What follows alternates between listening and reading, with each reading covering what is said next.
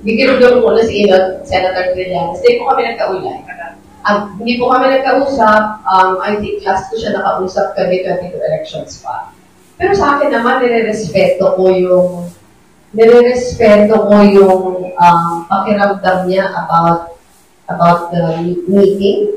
Alam natin na for a very long time talagang nilalabanan na ni Senator Trillanes yung Duterte. At naiintindihan ko where he's coming from. Medyo nag-react lang ako dun sa isang statement niya na sinasabi niya na alam ko na beforehand. In fact, naglinis ako ng bahay namin. Kasi alam ko na beforehand na bibisitahin ako. Hindi yun totoo. Kaya nga sinasabi ko na okay naman na may opinion, pero wala naman sanang fake news. Doon lang naman ako nag-react. Pero as to his feelings, sa opinion about the meeting, nire-respeto. Yun ang Trillanes, huwag naman sanang magpakalat ng fake news. At ano bang pakialam mo kung tatanggap ng bisita itong si dating Vice President Leni Robredo? Talaga bang gusto mong diktahan na lang lahat ng mga dati mong kasamahan dyan sa Dilawan?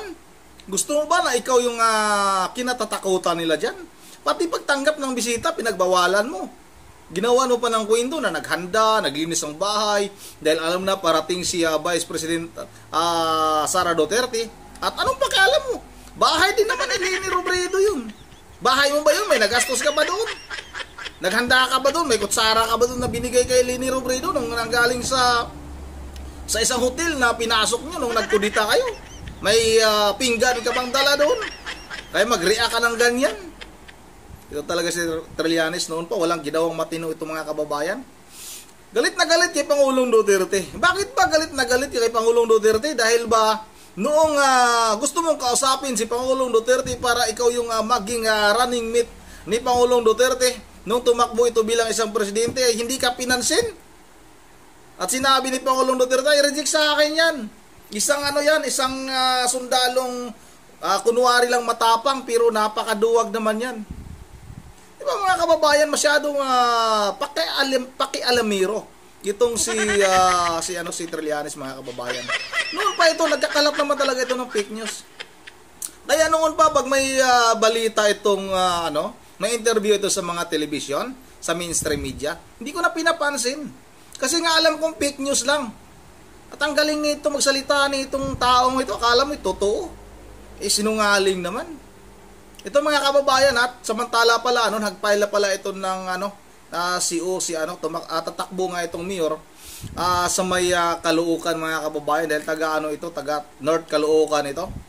Sa may Bicas ba ito? Ang pagkakalam ko doon banda yung bahay dito sa may Bicas banda.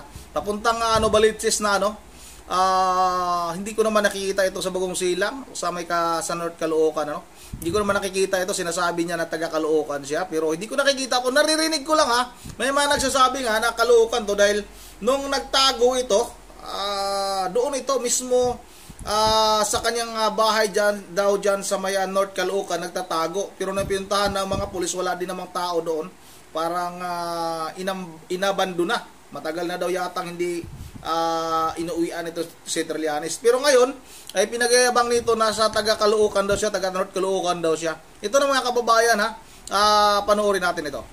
Ngayong araw po na ito, ako po ay nag-file ng COC sa pagka-mayor ng Caloocan City. Bilang tubong Barangay 169 ng Caloocan, ang layunin po natin ay maiahon ang ating mga kababayan dito at mula sa kahirapan at ayusin ang samot-saring problema ng aming lungsod. So, ito po ay bagong hamon, sa aking buhay being a public servant. Pero ito po ay nararapat at napapanahon. So in the coming months will be very intense as we try to dismantle a corrupt political dynasty who is determined to hold on to Caloocan. Yeah. So magiging mabigat ba? Magiging mabigat para sa inyo yung laban ni incumbent mayor and with you, sir? Opo, lahat ng laban na politikal ay mabigat kasi i-assume mo na yung makakalaban mo ay determinado na manatili sa pwesto. Kaya gagawin natin ang lahat para makumbinsi ang mga kababayan natin dito sa Caloocan. So challenge ba yung 11 years sila since 2013? Yes, but we have faced much more difficult challenges before. Kung maalala natin, noong 2007, tumakbo ako sa pagkasenador habang nakakulong. No, so we hope to reignite that same enthusiasm and excitement dito po sa aming kampanya sa Caloocan. Sir, yesterday binanggit po ni Mayor Malapitan na yung kanyang advantage daw manitalo sa inyo ay yung kanyang long public service sa local. Ano po yung thoughts niya dun, sir? Masasabi niya po yan kung actually nag-serve sila, no? Base sa aming pag-iikot at pagkukonsulta sa iba't ibang lugar sa Caloocan, hindi naman naramdaman yung kanilang pamamahala. So, maaring technically their family has been there, no, for so long, pero nakapwesto lang sila, ginamit lang nila yung poder para sa kanilang benepisyo. Ang ma-offer po natin yung ating proven track record ng integrity, honesty at ang ating pagiging staunch anti-corruption crusader. So diyan po magsisimula ang laban natin kasi maraming pondo ng Caloocan ang nawawala, bunga ng korupsyon, at yun ang gagamitin natin sa pagbigay ng serbisyo sa mga taga-Caloocan. Sir, kung siya, key programs in elect. Okay. First, we will clean up the City Hall from corruption. No? Tatanggalin natin yung corruption kasi yun yung magbibigay ng extra na pondo na ito ang gagamitin natin sa pagpopondo ng iba't ibang programa. Meron kaming programa para sa mga kabataan, sa estudyante, sa mga magulang, manggagawa, at sa mga senior citizens, pati sa PWD. No? Tapos, ito po, ang gagawin natin na most business-friendly city ang Caloocan para ma-magnet namin yung mga gusto magtayo ng negosyo dito. At ito ang lilikha ng trabaho para sa mga taga-Caloocan na yun naman ang magiging solusyon sa kahirapan.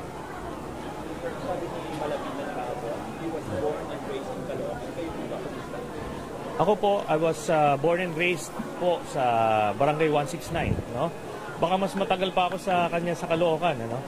At siguro hindi siya nagagawi dun sa North, kaya siguro napabayaan nila ng husting. Yun ang nagpahil lang nga ng COC itong si Antonio Trillanes, mga kababayan, at tatakbo na ito bilang mayor ng Caloocan, sa palagay. Kaya ni Trillanes, mananalo kaya ito sa Caloocan? Malabo ito, mga kababayan, malabong mananalo si Trillanes sa Caloocan, Ako, matagal ako nakatira dyan sa may Bagong Silang. Wala pa ako isang taon dito na umi sa aming probinsya, ilang taon ako nakatira dyan sa Bagong Silang. At yung sinasabi ni Trillanes na walang nagawa yung mga malapitan dyan sa North Caloocan, yung mga Tagaloocan, mag-react kayo kung wala bang nagawa. Yung mga malapitan dyan, yung si Uka Malapitan, si Along Malapitan, yung anak nga na mayor ngayon, kasalukuyang mayor, at tumakbo ulit na mayor ngayon sa Caloocan. Tingnan nyo, mga kababayan, kung wala bang ginawa ang mga malapitan dyan, baka kakain ka ng alikabok dyan sa Caloocan, Trillanes. May kapatid ako dyan sa may Caloocan, may kapatid ako dyan, may mga tsuhin ako dyan, may mga kamag-anak ako dyan, mga butante dyan sa Caloocan. At isa lang ang matitiyak ko, hindi makakakuha si Trillanes ng buto sa mag-anak ko dyan sa Caloocan. Dahil alam namin yung kalakaran ni Trillanes, mga kababayan. Alam ko, yung utak nito si Trillanes, magaling manira ito. Magaling tumira ito ng mga kalaban sa politika. Kung hindi asasang-ayon sa kanila, itirahin ng mga ito, mga kababayan. Malabo ka, Trillanes. May nakikita nga ako, yung mula kay Banat ba yun? nakita ko namigay pala ito si Trillanes ng ayuda sa Caloocan. Alam niyo mga kababayan kung anong ayuda? Isang papel na may nakalagay nga doon na Trillanes, tapos isang kape na Kupiko para sa taga North Caloocan. Ang tindi mo, Trillanes. Talagang ito na yung sinasabi ni yung leader nyo dati, si Noynoy Aquino. Saan ka ba kumukuha? Saan ka ba humuhugot ng kapal ng iyong mukha? Yan ang dito lang muna, Good luck sa iyo, Trillanes. Malabo ka manalo dyan sa North Caloocan. O buti pa mag-barangay tanod ka lang dyan. Buti siguro kung barangay tanod dyan. Medyo medyo baka kukunin ka kasi dati kang sundalo. Pwede ka ba sundalo dyan? Pwede ka munang mag-barangay tanod ka muna dyan sa Caloocan. Doon ka sa may Bagusilang, napakadaming bumabalik na naman yung mga snatcher dyan sa Bagusilang.